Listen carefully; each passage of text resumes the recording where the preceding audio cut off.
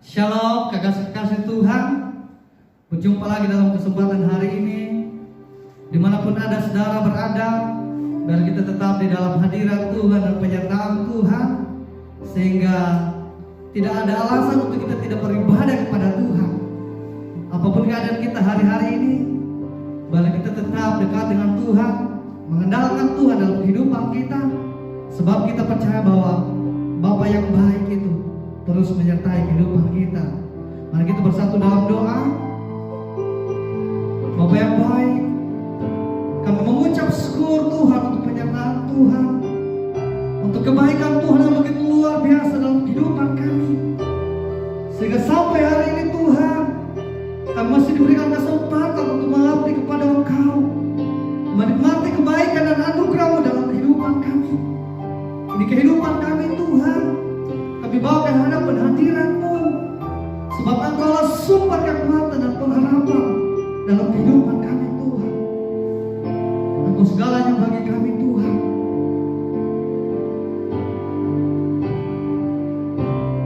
Bersama-sama kita katakan,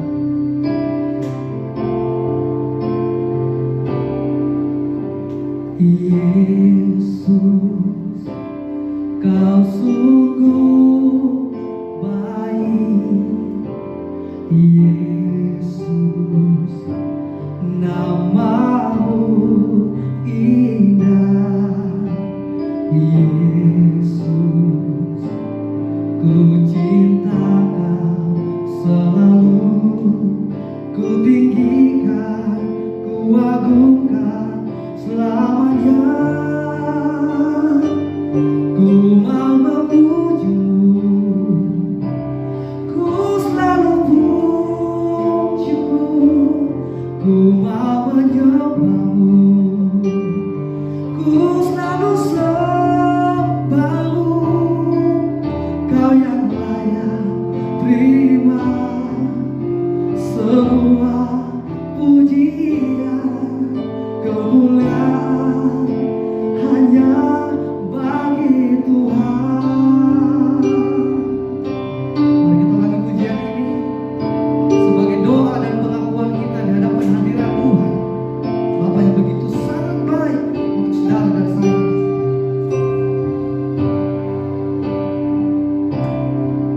Kita katakan bersama-sama, Yesus, Kau sungguh baik. Yesus, nama-Mu indah. Yesus, ku cinta Kau selalu, ku tinggikan, ku agungkan selamanya. Ku mau memuji-Mu, ku selalu puji-Mu, ku mau menyembah-Mu, ku selalu sembah-Mu. Kau yang layak terima semua pujian, kemuliaan hanya bagi Tuhan. Ku mau memuji-Mu, ku selalu puji-Mu, ku mau menyembah-Mu, ku selalu sembah-Mu. Kau yang layak terima semua pujian, kemuliaan hanya bagi Tuhan.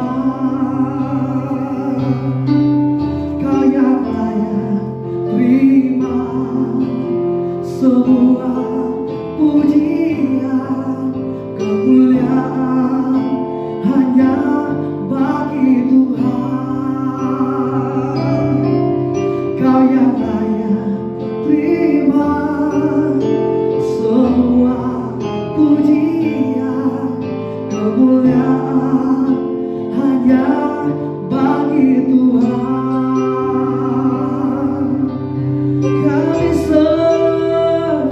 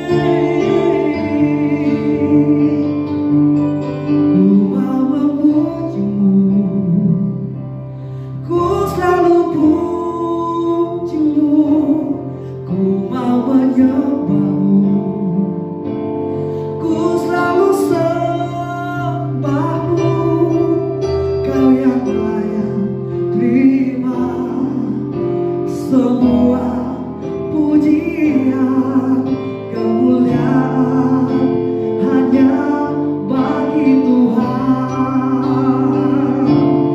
Ku mau memuji-Mu, ku selalu puji-Mu, ku mau menyembah-Mu, ku selalu sembah-Mu. Kau yang layak terima semua pujian, kemuliaan hanya bagi Tuhan. Kau yang layak terima semua pujian, kemuliaan hanya bagi Tuhan. Kau yang layak terima semua pujian, kemuliaan hanya bagi Tuhan.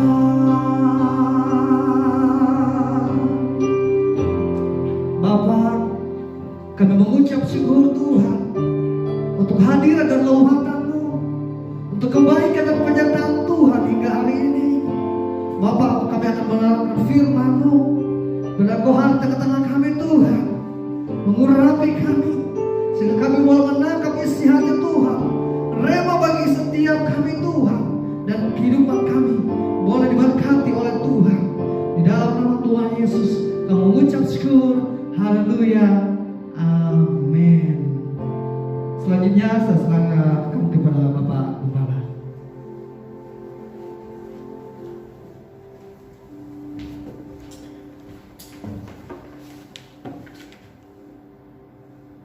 Mari kita satukan hati kita.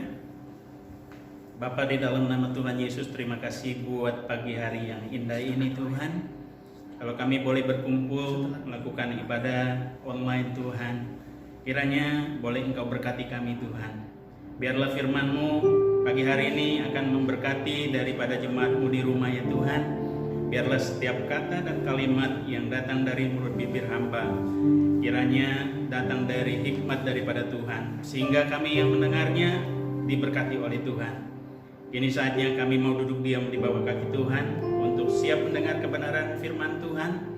Penuhi hati kami semua Tuhan dengan Roh-Mu, jadikan hati kami sebagai ladang yang subur untuk taburan benih firman Tuhan. Haleluya, yang percaya sama-sama kita katakan amin.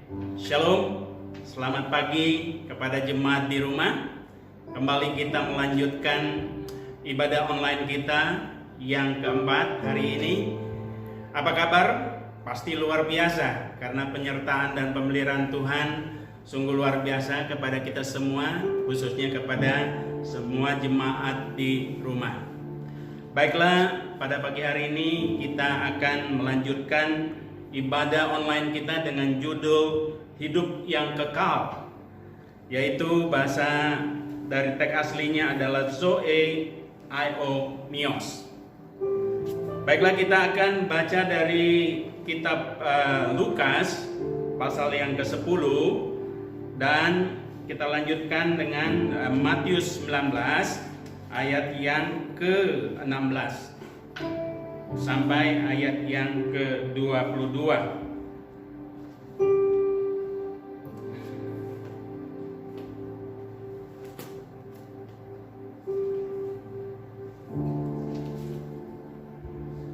Demikian firman Tuhan. Judul daripada perikopnya adalah orang Samaria yang murah hati. Pada suatu kali berdirilah seorang ahli Taurat untuk mencobai Yesus. Katanya, "Guru, apakah yang harus kuperbuat untuk memperoleh hidup yang kekal?" Jawab Yesus kepadanya, "Apa yang tertulis dalam hukum Taurat? Apa yang kau baca di sana?"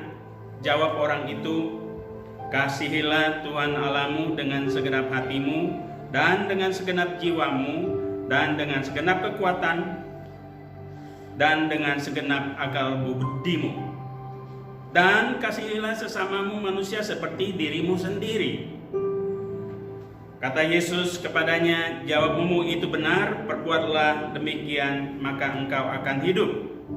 Tetapi untuk membenarkan dirinya, orang itu berkata kepada Yesus, dan siapakah sesamaku manusia? Jawab Yesus, adalah seorang yang turun dari Yerusalem ke Yeriko. Ia jatuh ke tangan penyamun yang bukan saja merampoknya habis-habisan, tetapi yang juga memukulnya, dan yang sesudah itu pergi meninggalkannya setelah mati. Kebetulan ada seorang imam turun melalui jalan itu. Ia melihat orang itu, tetapi ia melewatinya dari seberang jalan. Demikian juga seorang Lewi datang ke tempat itu. Ketika melihat orang itu, ia melewatinya dari seberang jalan. Lalu datang seorang Samaria yang sedang dalam perjalanan ke tempat itu, dan ketika ia melihat orang itu, tergeraklah hatinya oleh belas kasihan.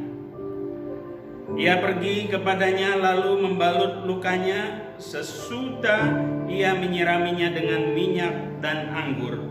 Kemudian ia menaikkannya orang itu ke atas keledai tunggangannya sendiri, lalu membawanya ke tempat penginapan dan merawatnya. Keesokan harinya ia menyerahkan 2 dinar kepada pemilik penginapan itu. Katanya, rawatlah dia, dan jika kau belanjakan lebih dari ini, aku akan menggantikannya. Waktu aku kembali, siapakah di antara ketiga orang ini menurut pendapatmu adalah semua manusia dari orang yang jatuh ke dalam tangan penyamun itu? Jawab orang itu, orang yang telah menunjukkan belas kasihan kepadanya. Kata Yesus kepadanya, pergilah dan perbuatlah demikian. Kemudian kita lanjutkan dengan pembacaan dari kitab Matius pasal yang ke-19 ayat yang ke-16 sampai ayat yang ke-22. Demikian firman Tuhan. Judul perikopnya adalah orang muda yang kaya. Ada seorang datang kepada Yesus dan berkata, Guru, perbuatan baik apakah yang harus kuperbuat untuk memperoleh hidup yang kekal? Jawab Yesus, apakah sebabnya engkau bertanya kepadaku tentang apa yang baik? Hanya satu yang baik, tetapi jikalau engkau ingin masuk ke dalam hidup, turutilah segala perintah Allah. Kata orang itu kepadanya, perintah yang mana? Kata Yesus, jangan membunuh, jangan berzina, jangan mencuri, jangan mengucapkan saksi dusta, hormatilah ayahmu dan ibumu, kasihilah sesamamu manusia seperti dirimu sendiri. Kata orang muda itu kepadanya, semuanya itu telah kuturuti, apalagi yang masih kurang? Kata Yesus kepadanya, jikalau engkau hendak sempurna, pergilah, jualah segala milikmu dan berikanlah itu kepada orang-orang miskin, maka engkau akan beroleh harta di sorga. Kemudian datanglah kemari dan ikutilah aku. Ketika orang muda itu mendengar perkataan itu, pergilah ia dengan sedih, sebab banyak hartanya. Judul dari renungan firman Tuhan tadi adalah hidup yang kekal. Dari bahasa Gerikanya adalah Zoe Aionios. Dari pembacaan tadi kita coba belajar ada 2 tipikal orang datang di hadapan Tuhan Yesus. Yang satu adalah seorang Samaria yang baik hati atau Samaria yang murah hati. Yang kedua adalah orang muda yang kaya. Sama-sama dari mereka kita lihat ada dua pertanyaan yang ditanyakan kepada Tuhan Yesus, yang dimana pertanyaan itu kita coba ulangi kembali. Kalau di dalam Lukas pertanyaan, "Guru, apakah yang harus kuperbuat untuk memperoleh hidup yang kekal?" Pertanyaan seorang yang terdapat di dalam kitab Matius pasal 19, "Guru, perbuatan baik apakah yang harus kuperbuat untuk memperoleh hidup yang kekal?" Kalau kita melihat atau kita mendengar pertanyaan tadi, suatu pertanyaan sepertinya sama. Tapi saya mau menggarisbawahi bahwa pertanyaan ini adalah serupa tapi tak sama. Similar but not the same. Similar tapi berbeda artinya. Cara bertanya seseorang dari setiap pertanyaan akan memiliki jawaban dan hasil yang berbeda. Makna dari pertanyaan kedua orang tadi kelihatannya memang serupa tapi tak sama seperti saya katakan tadi. Tetapi untuk penjelasannya kita rehat sejenak, akan kita lanjutkan nanti. Tetapi saya akan membahas yang ini dulu. Ketika kita berbicara mengenai kehidupan kekal, banyak orang berpikir kehidupan kekal itu adalah suatu kehidupan yang akan datang, satu kehidupan setelah kematian.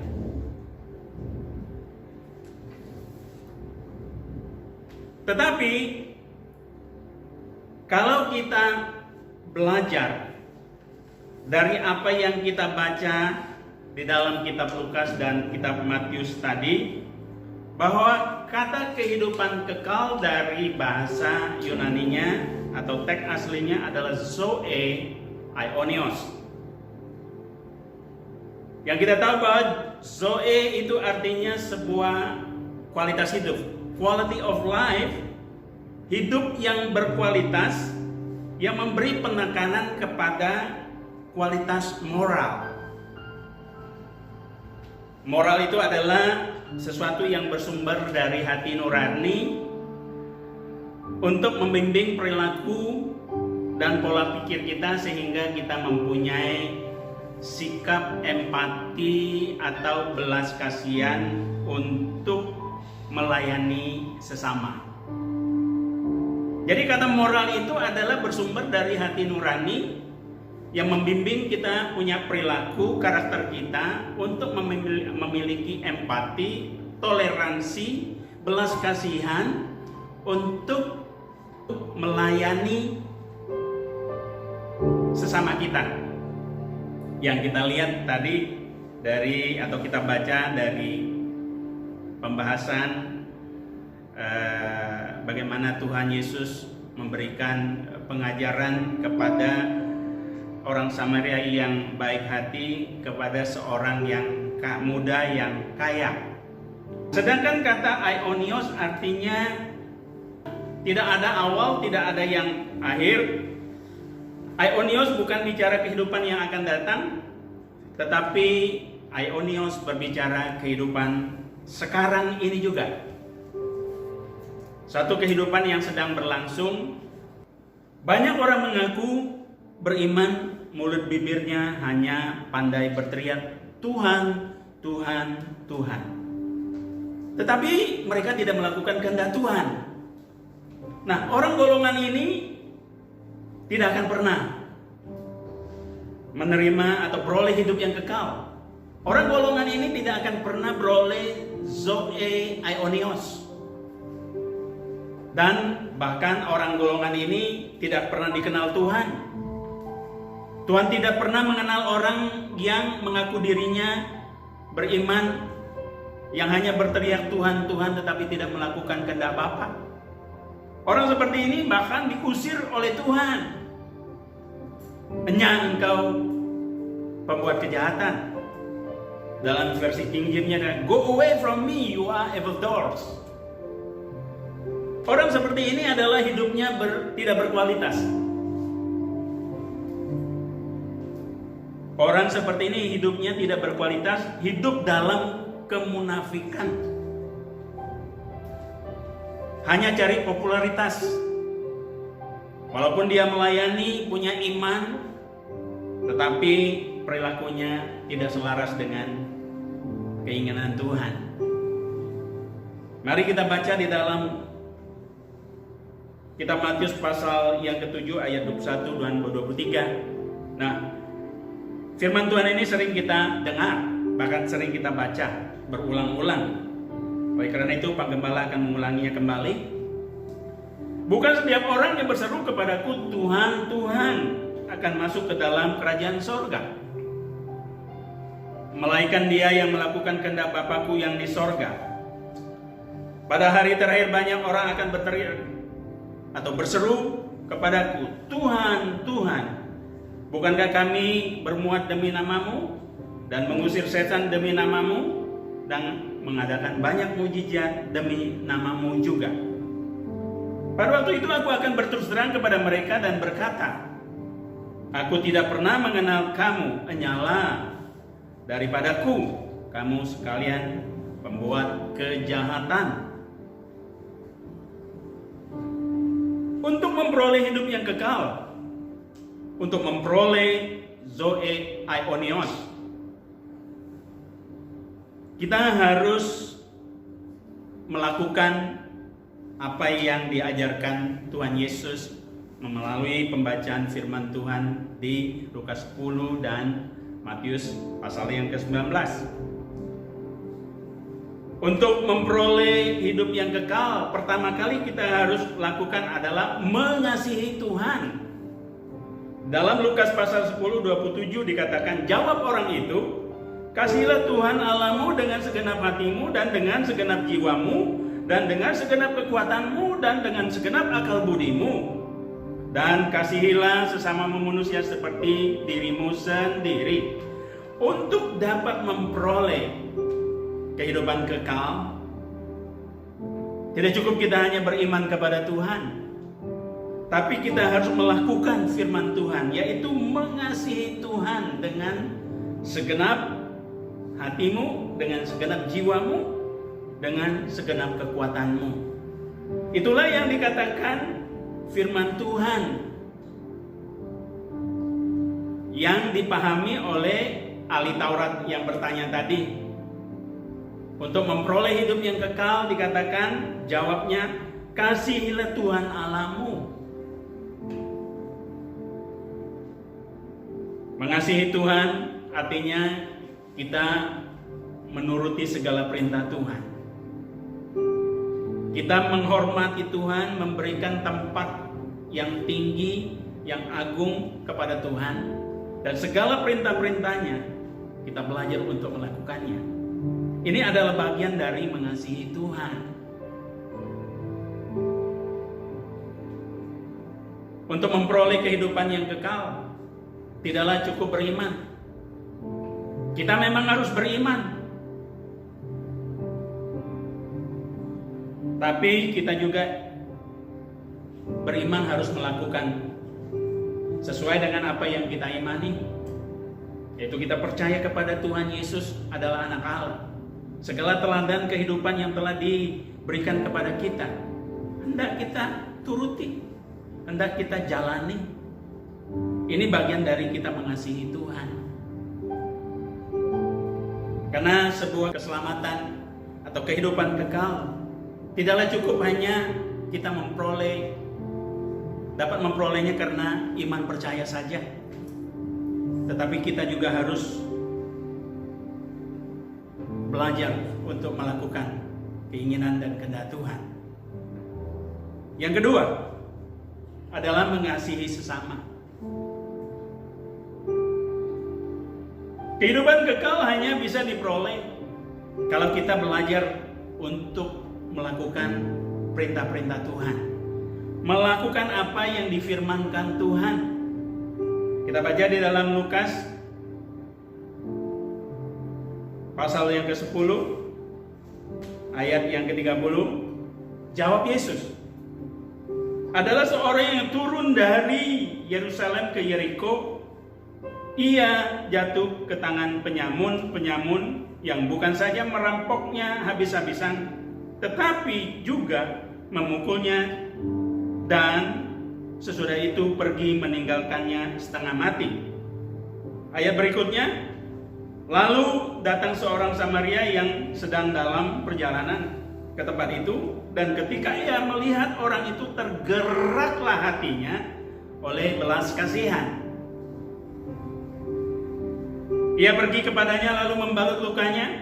Sesudah ia menyiraminya dengan minyak anggur, kemudian ia menaikkan orang itu ke atas keledai tunggangannya sendiri, lalu membawanya ke tempat penginapan dan merawatnya. Keesokan harinya ia menyerahkan 2 dinar kepada pemilik penginapan itu.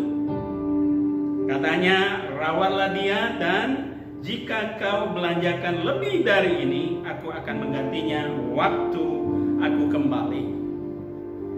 Kita melihat bagaimana seorang Samaria yang murah hati ini mengasihi sesama.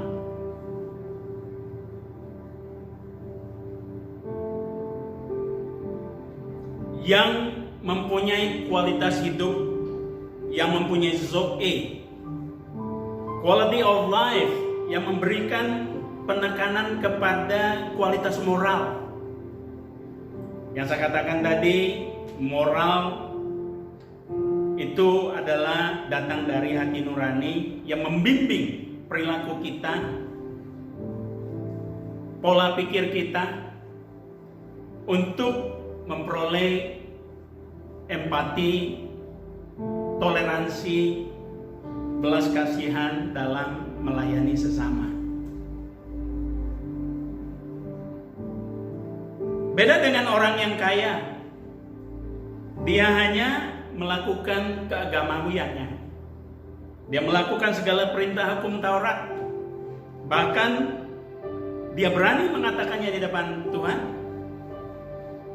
Pada waktu dia menanyakan tentang kehidupan kekal, apa yang harus dilakukan? Kasihilah, hormatilah orang tuamu.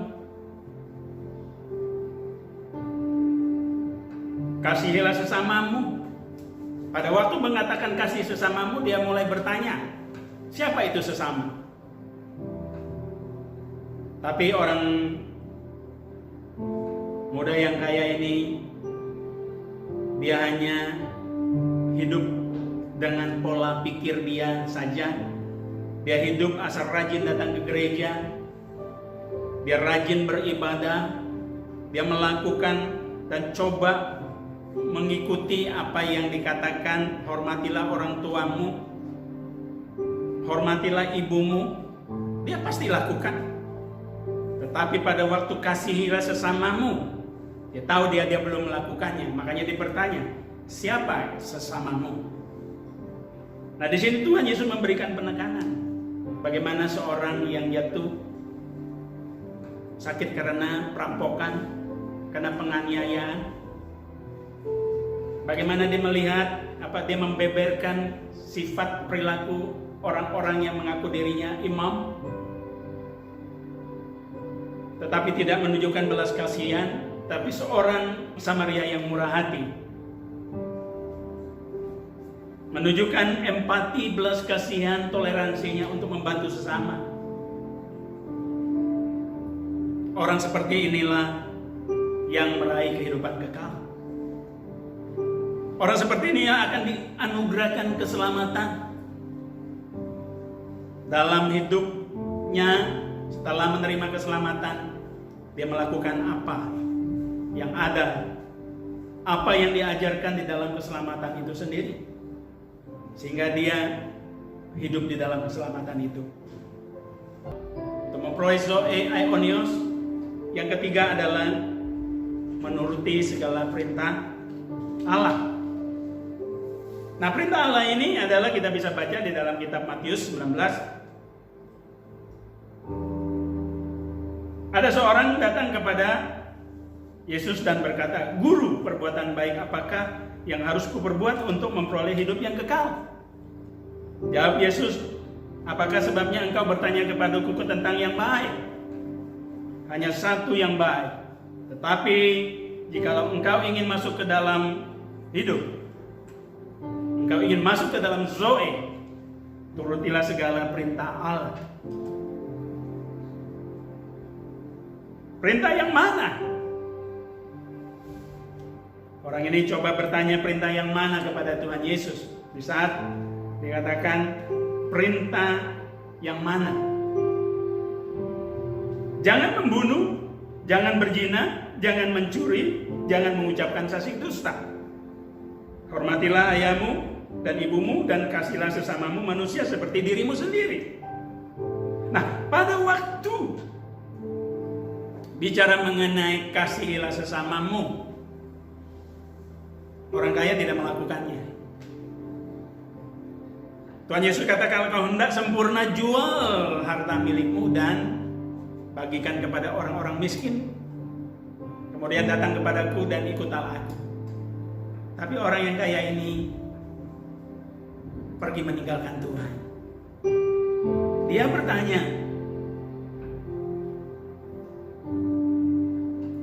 bagaimana perbuatan baik apakah yang harus kuperbuat untuk memperoleh kehidupan kekal?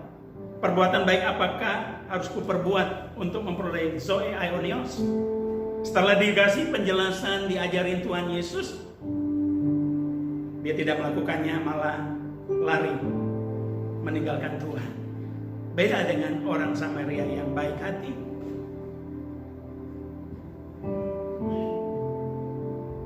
Yang keempat,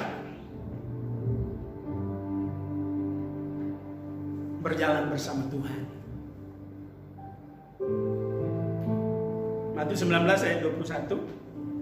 Kata Yesus kepadanya, jikalau engkau hendak sempurna, pergilah dan jualah segala milikmu dan berikanlah itu kepada orang-orang miskin. Maka engkau akan beroleh harta di sorga. Kemudian datanglah kemari dan ikutilah aku. Matius 19 ayat 21 ini, Tuhan mengajak orang kaya ini untuk berjalan bersama-sama dia. Pergi menjualkan semua harta bendanya, bagikan kepada fakir miskin, kepada orang-orang miskin. Kemudian datang kepada Tuhan Yesus dan berjalan bersama Tuhan. Tapi hal ini tidak dilakukan oleh orang muda yang kaya. Saya ingat Tuhan memberikan saya mimpi untuk bertemu dengan dia. Dalam mimpi itu Tuhan mengajarkan banyak hal. Tetapi yang paling menarik adalah pada waktu terakhir dikatakan sebelum dia meninggalkan saya. Di dalam bahasa Belanda dikatakan, asikom yimut lopen achter me. Kalau Tuhan datang, aku harus berjalan bersama dia. Hal itu tanda saya mengerti sama sekali. Setelah saya pulang dari Belanda, saya tidak dekat dengan Tuhan. Saya tidak melakukan pelayanan, bahkan saya hanya datang ke gereja sebagai umat yang melakukan rutinitas keagamaan. Tidak coba memahami apa yang Tuhan inginkan terhadap kehidupan saya. Perjalanan begitu panjang. Setelah tahun 91, cukup lama menunggu, hampir 11 sampai 12 tahun. Bagaimana Tuhan memproses. Akhirnya saya memberikan diri untuk melayani Tuhan sampai hari ini. Jadi untuk memperoleh kehidupan kekal, kita tidak cukup percaya,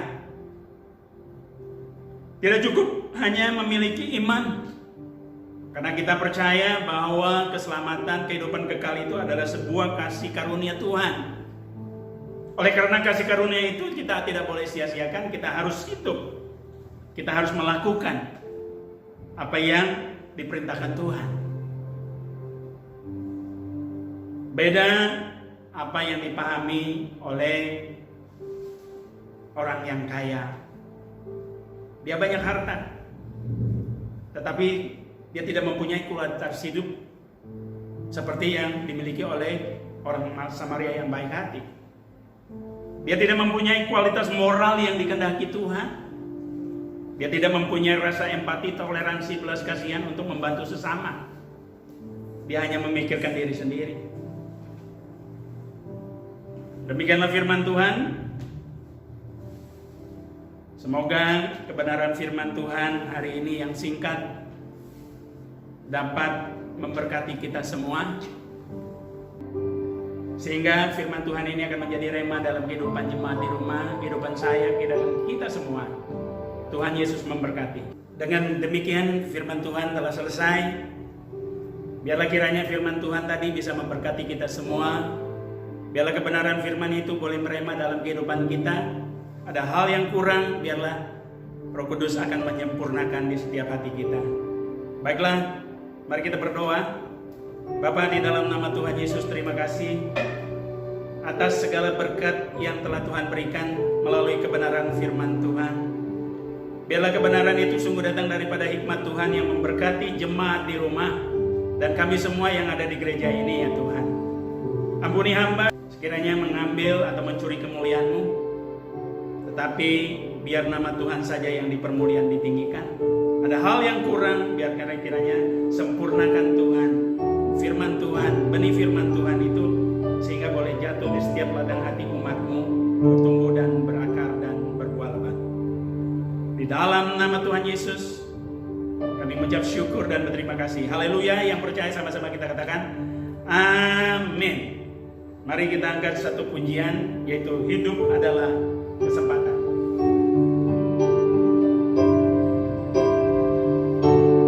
Hidup ini adalah kesempatan. Hidup ini untuk melayani Tuhan. Jangan sia-siakan apa yang Tuhan beri. Hidup ini harus jadi berkat. Oh Tuhan, pakailah hidupku selagi aku masih kuat. Bila saatnya nanti ku tak berdaya lagi, hidup ini sudah jadi berkat. Oh Tuhan, pakailah hidupku selagi aku masih kuat. Bila saatnya nanti ku tak berdaya lagi, hidup ini sudah jadi berkat. Hidup ini sudah jadi berkat. Hidup ini sudah jadi berkat.